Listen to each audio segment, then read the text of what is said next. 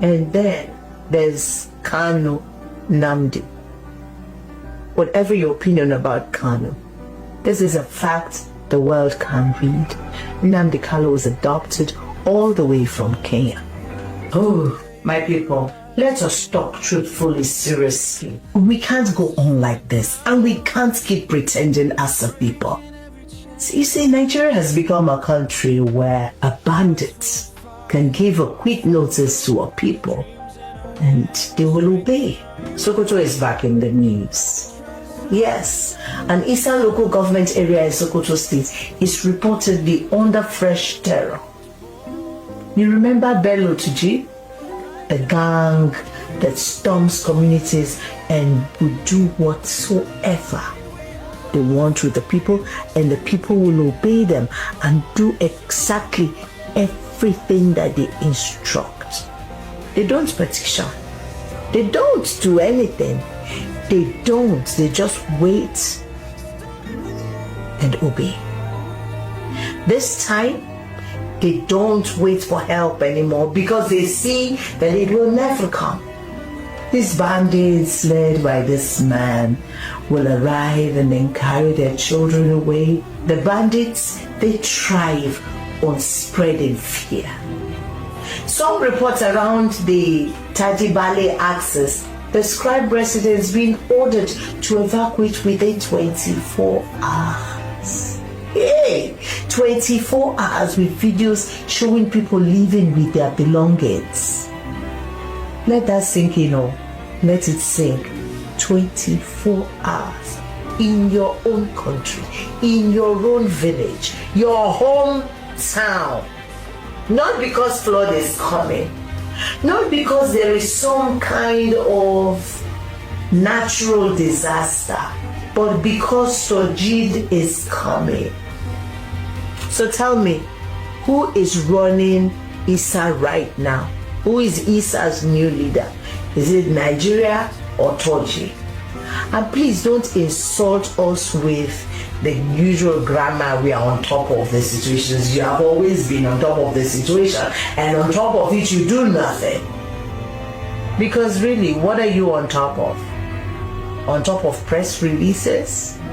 Or on top of statements rehearsed before recording? Because where Bagaji community in Issa local government area was attacked, Daily Post reported at least 3 people were killed. Now here is where the mockery becomes painful. This same Nigerian government that acts confused in Issa, this same government can suddenly move with speed when it wants to. When Rivers State politics became a national movie, the presidency didn't say we are still monitoring. It declared the state of emergency, full force, full broadcast suspensions, caretaker administration, one hand, no mistake. So Nigeria has emergency energy when it's politically urgent. But when villagers are being chased out of their homes like it's happening in Sokoto right now, suddenly it's complex. We have to be careful about the way that we handle this thing. Is Rivers State more Nigerian than Sokoto State? Do northern villagers not deserve the same urgency? And then there's Kanu Namdi. Whatever your opinion about Kanu, this is a fact the world can read. Nnamdi Kanu was adopted all the way from Kenya and brings a man back, but Nigeria cannot reach Issa LGA, Issa local government area, and secure villages from a man who is already inside of Nigeria. How can we not do something that simple, but we can bring a man back all the way from Kenya? A man that is in Nigeria cannot be arrested by Nigeria. So I must ask, is Kenya closer than Sokoto? Or is it truth that this government becomes a lion only when the target is political, but becomes a mouse when the victims are ordinary people? Which is correct? And let's not pretend Nigeria doesn't have the capacity. No, we do. Nigeria's Senate approved President Tinubu's request to deploy troops to Benin Republic after a coup. So we do have capacity, and we know that we do. It was a coup attempt. And that Nigerian fighters' jets carried out airstrikes to help thwart the coup bid. So Nigeria can move fighter jets. Yeah, we can. And we can move them not just around Nigeria, but across the borders of Nigeria. Nigeria can respond fast to protect a neighbor's presidency, but cannot move that fast to protect people in Issa. A country that can protect democracy in Benin, but cannot protect Nigerians in Sokoto. A government that can declare emergency for politics, but cannot declare urgency for human lives. Let me paint the human picture, because sometimes we argue because of policies, we argue policies until the blood becomes abstract. A mother in Issa is not thinking about federal structure. She's thinking, if they come tonight, where will I hide my children?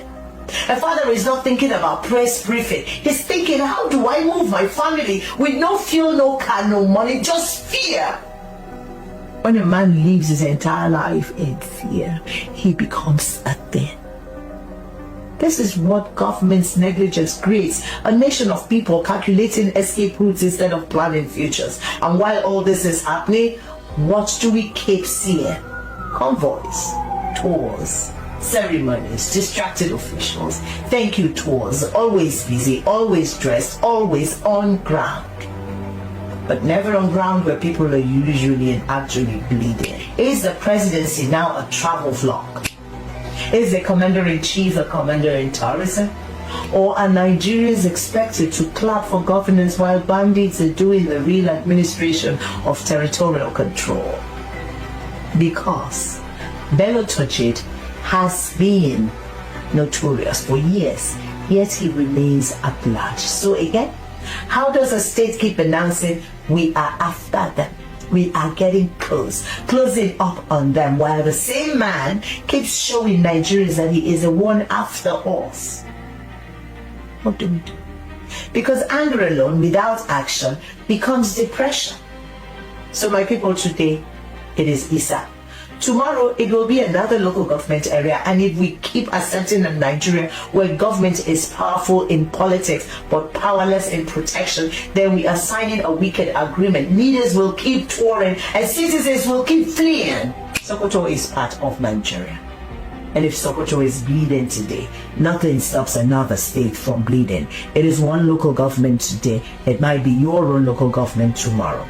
Enough of the pageantry. Enough of the distractions. Protect Nigerians. That's what good governance is about. Or stop pretending you're in charge, because it is obvious that no one is doing anything and no one is in charge in certain places.